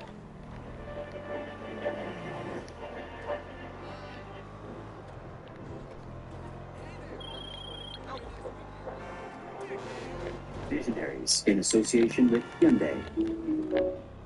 Emma's journey to one of the most coveted positions in football, manager of the iconic Olympic gold medal winning US women's national team, began simply with a love of the game. And what was it about football that drew you to it as a game, but equally that you saw Had such an ability to do more than just be a game. I just don't know anything else. My mum was asked this the other day when someone said, when did Emma start playing? And she said the minute.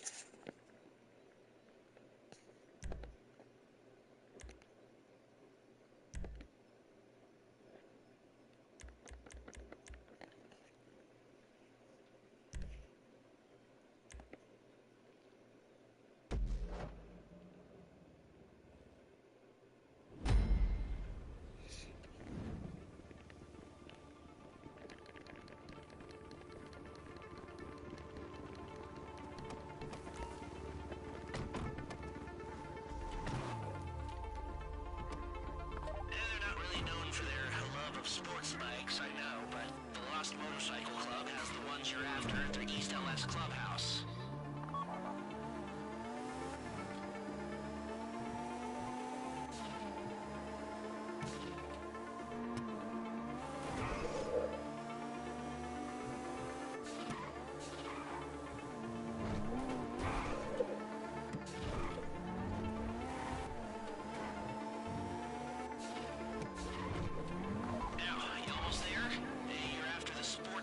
Not the choppers.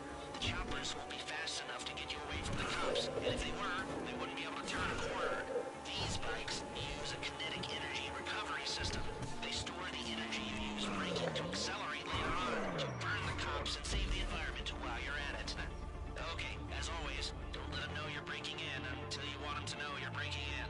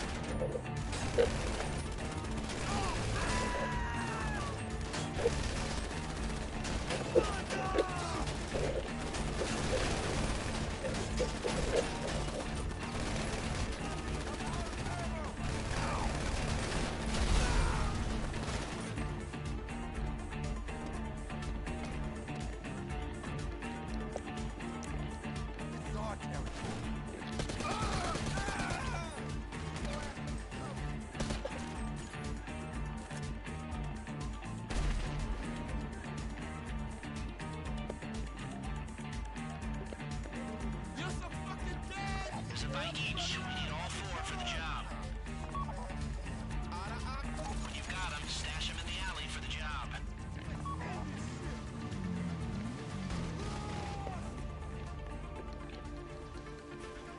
Sounds like the Lost are mobilizing their troops. A wrecked bike is no good to us, people. Stay out in front of them.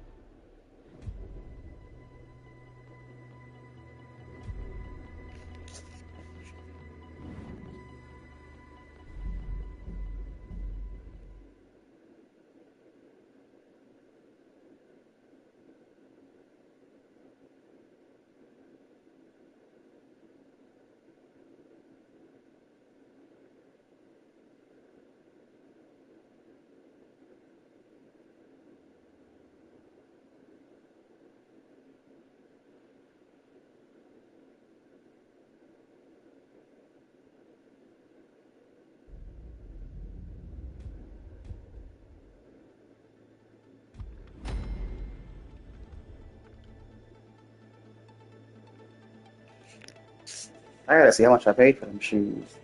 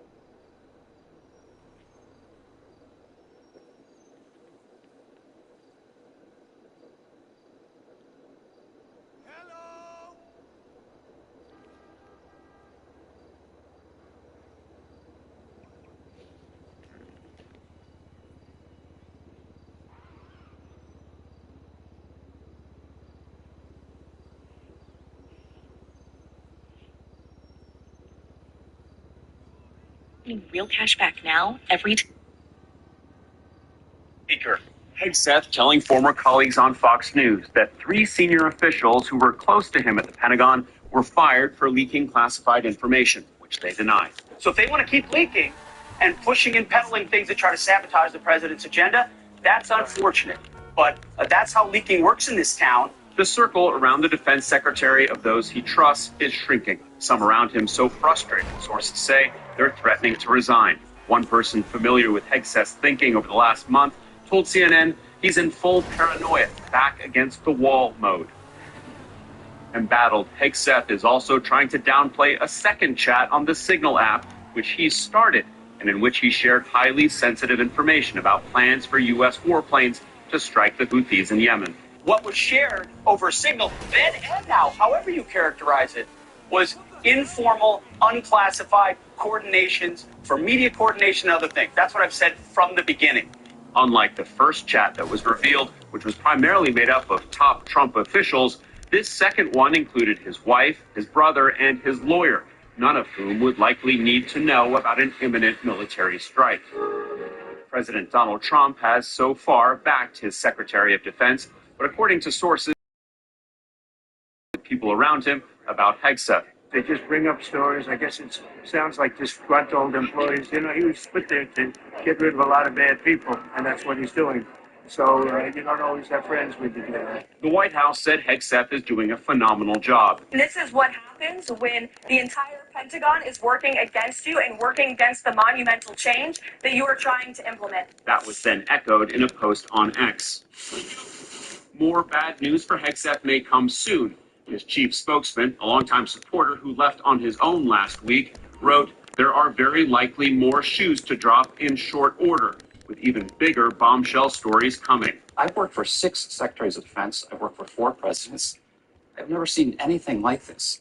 With high-level appointees from the administration, these are political appointees, people that Hegseth chose, coming out and telling the American people this. So I think there's a lot more below the surface.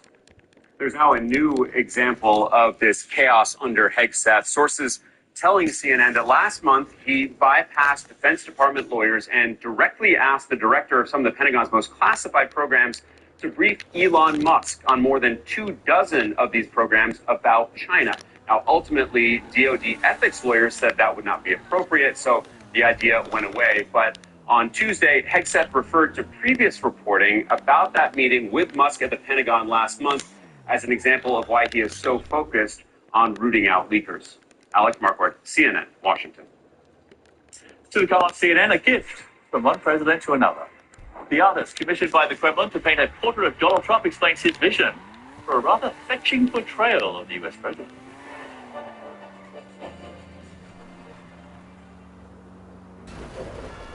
Space, the final frontier. But alongside the super heavy rockets we see on the news, there's a race to create more nimble craft that can provide a more bespoke service. And there are a few places that race is more clearly evident than the old shipbuilding city of Glasgow. Around the central belt of Scotland, there's more satellites made anywhere in the world outside of Silicon Valley. At the moment, Skyrora is test launching its 11-meter Skylark L rocket, gaining valuable data for the development of its main rocket, the 23-meter Skyrora XL. A big advancement has been 3D printing. The engines we looked at before on Black Arrow and Blue Steel, they are manufactured using traditional manufacturing techniques, whereas our engines are manufactured using 3D printing, which helps to save a lot of money and a lot of time. Are you sitting right now? It could be harming your health. Back pain, stress, and serious health risks can build up from sitting too long. But motion changes everything. Introducing Ready Rocker with its patented Rock Perfect design that supports your spine as it helps improve posture, relieve back pain, boost circulation, and release endorphins for your overall well-being, no matter where you are. Lightweight, portable, and covered in memory foam, Ready Rocker instantly transforms any chair or space into a healthier sitting experience. Sitting too long isn't just uncomfortable, it's unhealthy. With Ready Rocker, we make sitting a healthier experience for people of all ages. From soothing babies to helping with posture, back pain, and stress, we discovered that rocking can truly improve lives. A sedentary lifestyle, whether you're sitting at a desk or in a vehicle all day, is not good for the body. And that's why the Ready Rocker is so effective. The rocking motion constantly keeps you active and helps you ease pain, reduces stress. It's a mood booster. I used to be in pain all the time, but with Ready Rocker, I felt relief, and I'm in a better mood. I can literally feel the stress being taken off my joints while rocking. My back stopped hurting, my arthritis felt better. It's just wonderful. Thousands are finding relief with Ready Rocker, and now you can too. For a limited time, you can get Ready Rocker for just 4 easy payments of only $29.99. Call now. And we'll include the Smart Strap to secure and carry your Ready Rocker. And this protective cover, a $40 value free. Plus, we'll even ship it to you for free. That's an incredible value for the low price you see on your screen. So don't delay. Order today. Call 1-800-801-2976 and go to GetReadyRocker.com. That's 1-800-801-2976 and go to GetReadyRocker.com. Call now. Do you have a box of videotapes, film reels, or photos that are degrading? Legacy Box professionally converts them to DVDs, thumb drive, or the cloud. Legacy Box is simple and safe, with over 1 million satisfied customers. Visit LegacyBox.com today to get our $9 offer. Join me, Larry Majol, as I introduce you to African trendsetters. See how they use their talent, resources, and passion to make a difference on the continent. This is African Voices Change Makers. Meet two film titans, John Carney and Daudi Anguka, as they redefine African storytelling on and off the screen. When you fuse anything with culture, it brings originality. African Voices Changemakers on CNN. I'm Nick Walt in Los Angeles, and this is CNN. The 5 Things Podcast from CNN. Get the day's top 5 stories, all in one podcast. The 5 things you need to hear in under 5 minutes. Listen wherever you get your podcasts.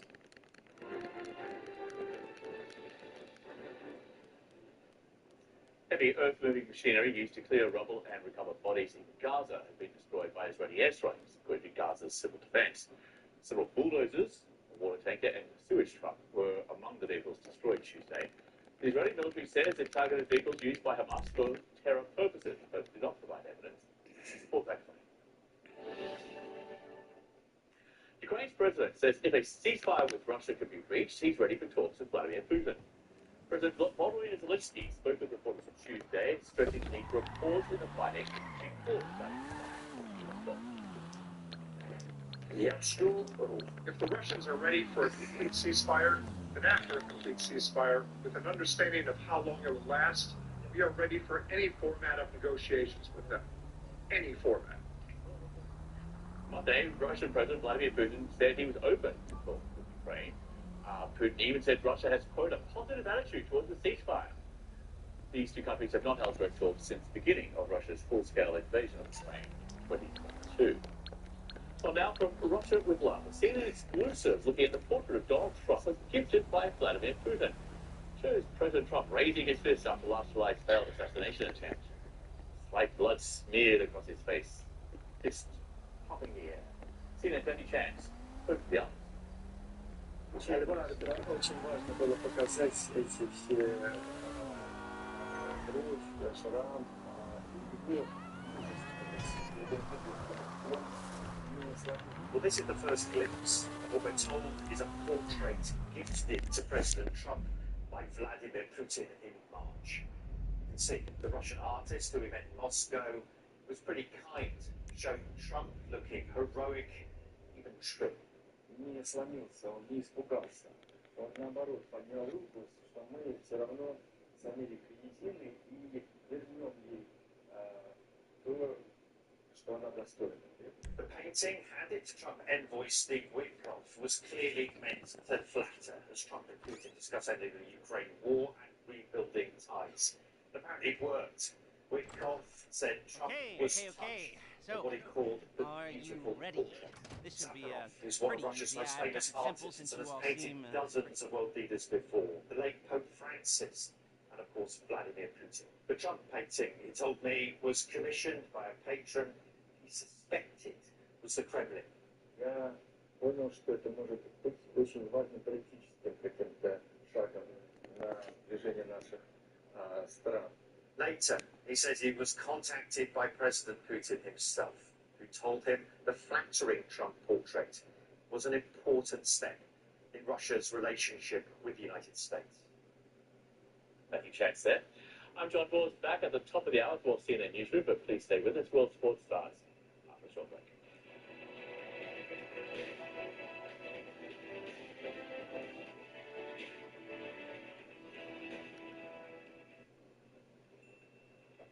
Lunch is on me today. Awesome. Why? I have some extra cash right now. I started using Upside, the free app that gives you cash back for every gallon of gas you buy. Wait, are you saying you get real money back when you get gas with the Upside app? Yes, I get real cash back every time I get gas. Does that actually add up to anything? I'll make around $200 to $300. Wow, that's serious extra cash. Right? You're putting gas in your car anyway. Why not get real cash back? It's like free money. I'm downloading the free Upside app now. Use this promo code and get an extra 25 cents a gallon cash bonus on your first tank. Thanks. $5,000. That's the average spending on gas in a year. $5,000. That's crazy. If you drive, you have to download Upside, the free app that gives you cash back every time you get gas. That's right. You can earn real cash back with Upside just for buying the gas you're already buying. Download the free Upside app now. Earn cash back every time you buy gas. Use promo code REPAIR25 for an extra 25 cents per gallon bonus on your first tank. Did you download the Upside app yet? Yes, of course. I'm not passing up free money. I'm earning real cash back now every time I get gas. Just download the free Upside app and use promo code REPAIR25 for a 25 cents per gallon bonus on your first tank. If you drive, you need Upside. Earn cash back on every gallon of gas you buy. Plus, you can cash out anytime right to your bank, PayPal, or a gift card for Amazon and other brands. So whether you're driving around town a couple times a week or driving hundreds of miles every day, Upside is for you. Don't wait. Some Upside users are making as much as $200 to $300. Download the free Upside app and use promo code REPAIR25 for a 25 cents per gallon bonus. That's code REPAIR25 for a 25 cents per gallon bonus. You still eating your floor with a broom and dustpan? Well, down under hand. Special carbides with suppressors. Use them wisely. Like I said, this is a big deal, people. Don't fuck it up.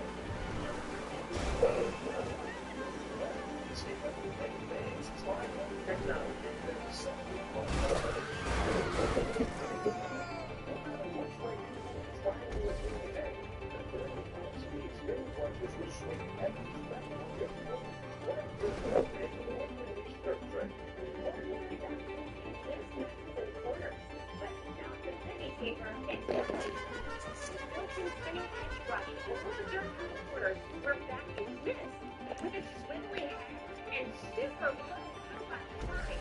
You can take all of your furniture without losing it. The Zippy Culprit Sweeper is 5 times lighter than its average vacuum cleaner, so it's great for cleaning the stairs. Zip into the future with Zippy Sweeper. Call or go online and get the incredible Zippy Sweeper for just 2 payments of $79.99. But wait, if you call or go online right now, we'll make a payment for you. That's right, just pay $79.99. That's not all. Call now and you can get a second Zippy Sweeper for 50% off. And free shipping. But you have to call now. Call 1-800-220-7024. The cards are down? Okay, let's blow the first gate. Charges are on a timer. Keep that in mind.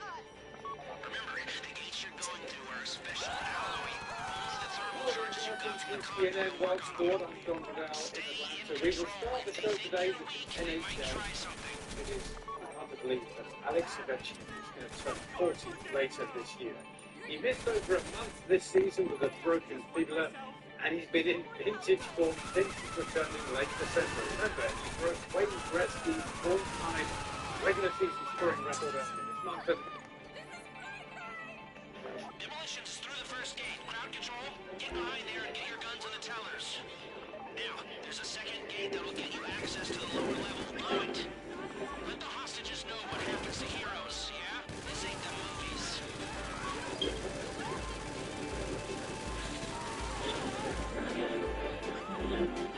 If you don't control the crowd or you have to pop someone, this thing's gonna get a whole lot more difficult. Excellence on your journey. Extra Sport. Kumo Tide. Repackage that other crew's hardware. Plug it into the access panel and get into the bank network.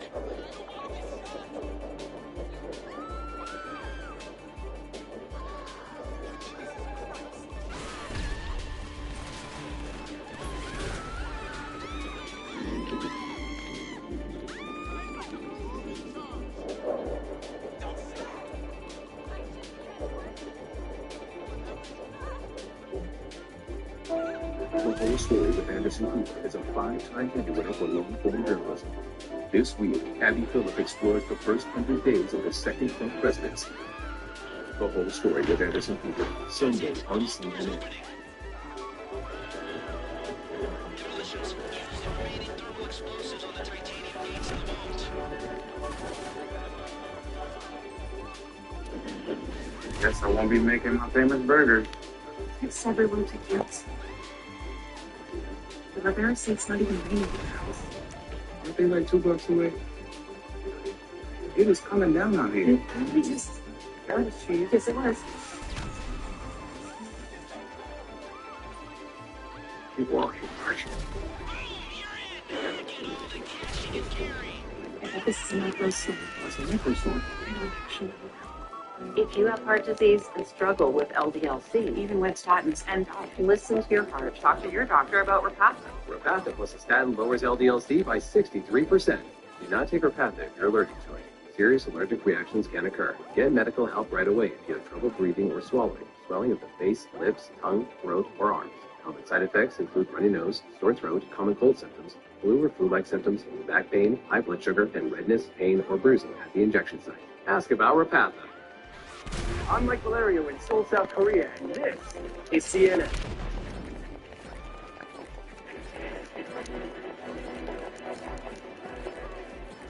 How Pope Francis rewrote the rules for a simpler, more down-to-earth papal funeral.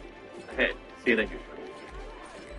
Service, humility, and simplicity are the hallmarks of Francis in life and also in death. After lying in state for the next 3 days, Pope Francis will be buried this year. The uncomfortably. I'm not going to say, well, I'm going to play hardball with China. No, we're going to be very nice. Raising hopes of a possible trade deal between Washington and Beijing and end to weeks of economic turmoil. And from Russia, this one. See, the Russian artist who we met in Moscow was pretty kind, showing Trump looking heroic, even trim. An exclusive look at the painting commissioned by Vladimir Putin and given to Tom. Live from Atlanta, this is CNN Newsroom with John Bowles. The body of Pope Francis will soon be lying in state at St. Peter's Basilica, and for the next 3 days, the faithful of church pay their respects in person. The plot of often called the People's Pope. Going out, the Pope's coffin will be moved from the Santa Maria guest house where Francis lived to St. Peter's, after a senior Vatican official known as a Camerlengo or Chamberlain holds a short prayer service. The Holy Father lying in state, Cardinal will be the first to pay their respects. After that, the doors will open. The funeral this Saturday for Pope Francis marks the start of 9 days of mourning. Then comes the conclave, the gathering of cardinals at the Vatican to choose the next one. CNN, June 5th. From St. Peter's Basilica to Notre Dame in Paris, to Catholic churches around the world, the South itself brought the news. Carissimi fratelli e sorelle, dear brothers and sisters, with deep sorrow I must announce the death of our Holy Father, Francis. Almost immediately, crowds began gathering to mourn, pray, and join together with fellow Catholics. The death of Pope Francis started a timeline of papal transition established over centuries. His funeral and then a 9-day mourning period known as Noventiale. During this time, the faithful will be able to travel to the Vatican to see the Pope's body lying in state. When Pope John Paul II passed away in 2005, hundreds of thousands traveled to St. Peter's to pay their respects. Abbeys and convents sent representatives. Trainloads of mourners came from his native Poland. Sometimes the lines to get into the basilica were miles long.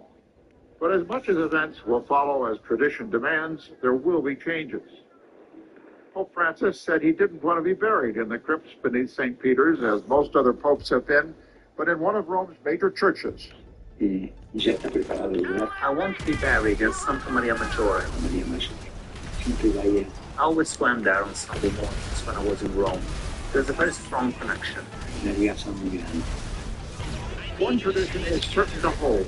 Heads of state, heads of government, and royalty from around the world will gather to honor and remember Pope Francis, even some who perhaps didn't always agree with his teaching. After the funeral, the work of choosing a new pope begins, as cardinals from all over the world will arrive for the conclave. It's an election process cloaked in tradition and secrecy. Conclave meaning with the key, the procedure by which the cardinals are locked away in the Sistine Chapel to begin voting. Anyone violating the secrecy of the voting risks excommunication. Inconclusive ballots are burned with a chemical which produces black smoke, but when the next pope is picked, another chemical is used producing white smoke. The signal to all that the spiritual head of the world's 1.4 billion Catholics has been chosen, with the words echoing from St. Peter's balcony.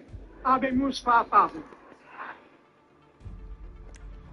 Famous Papa, Latin for we have a pope, the way popes, including Pope Francis himself, have been introduced for centuries. Tim Bitterman, CNN. With us now from Washington is Kim Daniels, Director of the Initiative on Catholic Social Thought and Public Life at Georgetown University. Thank you for being with us. Thank you. So during his time as Pope, Francis angered conservatives both inside and outside the church, especially in the United States. He called out church leaders for not doing enough to help those in need. He clashed with President Trump on issues like climate change and immigration.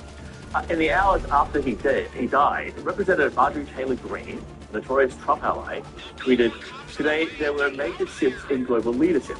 Evil is being defeated by the hand of God." The message was cryptic as well as being an incredibly poor taste, to say the least. But it just shows that the Pope was not universally loved, I guess. He was also at odds with the Vice President over church doctrine. So given all of that, will conservatives, especially in the US, try to influence the choice of the next Pope? And if so, how much influence do they really have? Well, first I want to zoom out from those kinds of comments and that particular divisive group that you're talking about. I think we are a global church. This is one of Pope Francis' main priorities and main points throughout his pontificate was to highlight that we're a global church of 1.4 billion people, of which only 6% are in the United States. And of that 6%, only a small fraction have the kind of antipathy and hostility towards Pope Francis referenced in the comments that you mentioned. So I just want to put it in perspective, first of all, in terms of whether people with that kind of a hostility in this moment of mourning that we're in, really a moment of sadness for Catholics around the world, and also gratitude for the gift of Pope Francis' life and vision. The kind of comments that you referenced really don't reflect anything as widespread as it might be imagined. Some 75% of American Catholics, for instance, have a very positive view of Pope Francis. I think that any effort to campaign or work around a political agenda of any kind will really be met with distaste and will not be successful. Very good points, and thank you for making them. The next Pope will be decided by cardinals during the upcoming conclave, and whoever that might be will determine if reforms Pope Francis made to the Church actually survive. CNN Exclusive Award makes this point. It is. If you look at the math, as it were, Pope Francis actually put in place about 4/5 of the cardinals who will be eligible to vote. Or as Axios breaks it all down, out of the 135 cardinals eligible to vote, Pope Francis elevated 108. That means 80% of votes will be cast by cardinals who owe their position to Francis. So did Francis stack the deck before he died? And does that actually guarantee a continuation of how he lived? You know, I'm not sure I would characterize it that way. What I would say is that Pope Francis had many different priorities, and one of those main priorities, as I mentioned, was really reflecting the global nature of our church, really reflecting the fact that his effort was to go out to the peripheries and to say that we are a poor church for the poor, and in Rome we should reflect that. We should have cardinals and leaders in Rome who understand that experience. For him, the peripheries, these far distant countries that had never had a cardinal before, were precisely the kinds of places that needed to have a voice in Rome. Those places are very different. In a global church, all sorts of cultures and contexts bring different priorities to Rome. So it's very hard to say that there's sort of one particular effort, particular vision among the 108 cardinals that you mentioned. What I know that they all will be saying to themselves is, how do we advance the kind of spiritual renewal and structural reform that Pope Francis started in his papacy? So just in terms of how all this works, a papal conclave happens no sooner than 16 days after the Pope dies, which means May 6th at the earliest at this time. Is the run-up to the conclave seen as more important than the conclave itself, because that's when the lobbying actually happens? Well, I think the conclave itself, of course, is where these cardinals go in for reflection about who they are going to choose in light of the Holy Spirit's guidance to lead the Roman Catholic Church in the future. So, of course, the conclave is the central piece of what's going to happen over the next several weeks. At the same time, I would say that the Catholic Church is a very relational church, right? It's a place where it's important to know people, and it's important to listen and dialogue. That was another priority of Pope Francis. So I'm sure over these next days, we will be seeing a lot of people, a lot of cardinals coming together and talking again about what their priorities are and what they believe the Holy Spirit is calling our church, calling our church to go in these next years. In the days before he was actually admitted to hospital, Francis announced that Sister Fiala Petrini would be the next and first woman governor of the Vatican City. Politico reported that many saw this as Francis shifting focus from making headway on reform to actually locking it in. So how much of his legacy has he been able to lock in? You know, it's interesting. That was a wonderful appointment, and I think something that Pope Francis was signaling there was the urgent need for women in decision-making and leadership roles in the Roman Catholic Church. We had this global listening process over the last 3 years called the Synod on Synodality, where from every single country around the world, this priority was mentioned. And so while Pope Francis made several advances in this area, there's, of course, much more left to be done. And I think this was a signal that he saw this as an important step forward. His legacy, as I mentioned, is one of spiritual renewal and structural reform. And I believe that so much of that is in place and we can't go back from it. And at the same time, of course, this is a time when cardinals are coming together from around the world. They'll be listening to others. They'll be listening to lay people and others as well. And we'll see where the Roman Catholic Church goes in these next years. Yeah, it's a bit like a river, isn't it? You can change course, but you can't go back. Tim Daniel, thank you for being with us. Really appreciate it. Thank you. Still no claim of responsibility after the gunman opened fire at a popular tourist area in India-controlled Kashmir, killing at least 26 people. Police blame militants opposed to Indian rule for the attack, a decades-long conflict which until now has mostly spared tourists. Dozens of others were left wounded, many seriously. Officials have not been able to say if foreign nationals are among the victims. We request to the tourists who are coming to Jammu and Kashmir that they should not panic. There is peace with us. The incident will be thoroughly investigated, and we need to stay strong and united. In the wake of the deadly shooting, India's Prime Minister Narendra Modi cut short a 2-day visit to Saudi Arabia, returning home and promising the gunman would be brought to justice. More details now from CNN. This is not the first time that violence has rocked the Himalayan Jammu and Kashmir region, but attacks on this scale, targeting civilians in a popular tourist destination, that is rare. Pahalgam, set against the Himalayas, draws visitors from across India. but now it's become the site of a suspected terror attack, with gunmen opening fire on a group of tourists. More than 24 are dead or injured. For decades, this region has been contested, claimed by both India and Pakistan. Armed groups have fought there, some pushing for independence, others for a union with Pakistan. In recent years, attacks have been rare, but Tuesday's violence is a grim reminder that this remains a deeply volatile area. India's Prime Minister Narendra Modi has condemned the attack, calling the perpetrators' agenda evil and vowing justice. U.S. President Donald Trump has also weighed in, saying that the U.S. stands in solidarity with India. He later called Prime Minister Modi to offer condolences. Protests erupted in the aftermath, with locals turning out, expressing grief and outrage. Innocent people have been killed, and newly rich people have been killed. Bullets were fired at tourists who came here for a tour. Now, we should point out Pakistan is denying involvement in this, but they are likely watching very closely as tensions between the two nuclear-armed neighbors ratchet up yet again. Will Ripley, CNN. Did the US President blink? Did he back down on his trade war with Beijing? Live report on his latest one. Ted.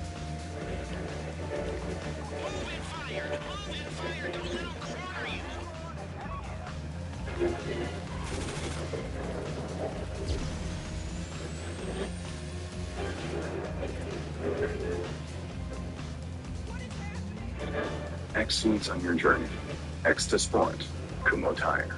A spotlight's powerful beam is designed to be seen from miles and miles away. And now that power can be put in the palm of your hand. This is the brand new Star Patrol Spotlight. Designed with rechargeable LED and laser technology, this light shines a beam that is insanely bright. It can project up to a half-mile away, visible from up high in the sky. Even from atop this skyscraper, it easily lights up buildings from across the skyline. That's over 30,000 candelas of crazy bright light. Pull the trigger again and it converts to a floodlight, turning this entire field from dark of night to super bright daylight. Spot it or flood it. It's your choice. Wow, look how bright this is. Wow. I've never seen anything like this. Wow. Hey, well, I'm going to bed. That's a wrap for me. I'm going to bed. It's a wrap for me.